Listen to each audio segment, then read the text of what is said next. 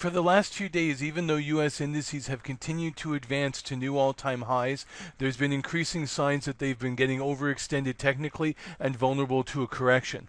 Looking at the Dow today, we're seeing that we may be starting to get to the tipping point for major markets. If we look here, we're seeing the formation of what's called an evening star candle pattern.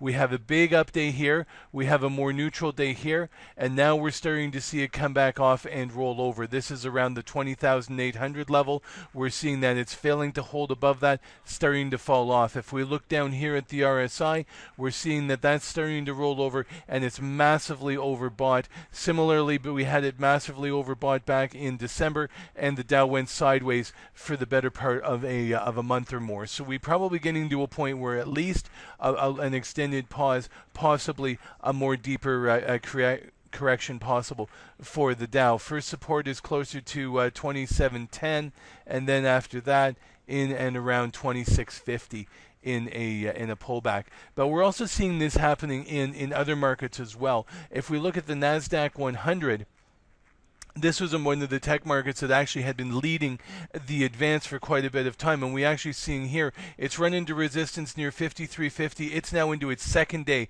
of declines, falling back to 5300. Again, RSI is massively overbought and starting to roll over. What does this mean? It's way overextended. Upward momentum looks like it's peaked here with a double top and is starting to phase. This index is looking vulnerable to a correction.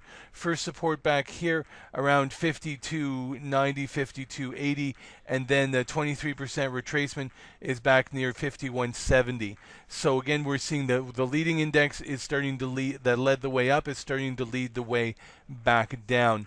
Another thing to watch for here is the Russell 2000, the small cap stocks. For the longest time, it was not confirming the breakouts in the bigger cap index. It finally peaked above 1400, and that's already failed, and it's starting to roll back down as well, following away from 1400 towards 1380, next support near 1372, and then down here around 1345. And if we look, we had a new high in the Russell, but that was not confirmed by a new high in the RSI. In fact, it was a major non-confirmation, a big negative divergence here, telling us that this upward momentum is slowing and it's starting to roll back the other way.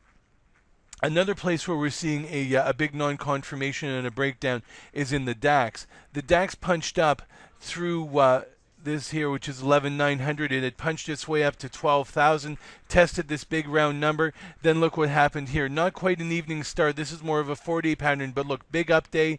We had a consolidation day here with a spinning top.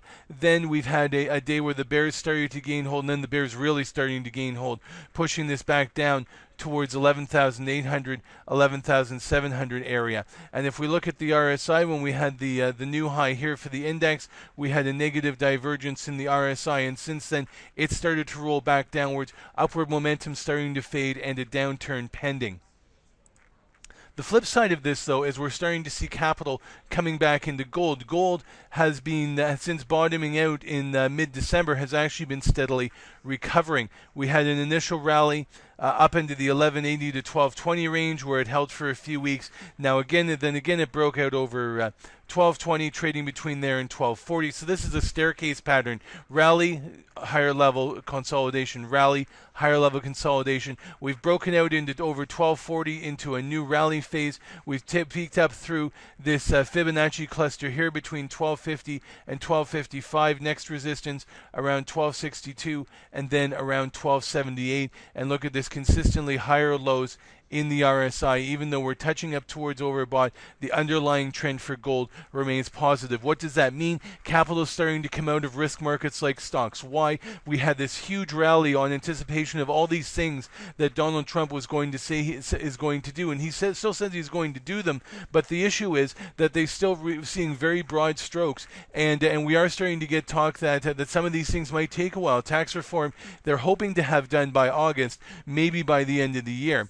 They're it's now looking like the infrastructure spending that they were going to look at in the fall may get pushed off to 2018. What we're running into in the markets is the reality that the speed of government is a lot slower than the speed of business, which is a lot slower than the speed of the market. The market moves instantaneously, and it looks in this case it's gotten way, way, way ahead of itself in terms of pricing in what might come out of a Trump government for corporate earnings. And in this case, we're getting into a point where we could see that because things may take longer than the street's hoping, that means the impact on earnings gets pushed out, stocks look increasingly overvalued, we could be due for a correction. In the coming week, on Tuesday the 28th, President Trump is addressing a joint session of Congress. The street's going to be really focused on that, looking for details on tax reform and infrastructure spending. If we don't get them, markets could be vulnerable to a significant correction.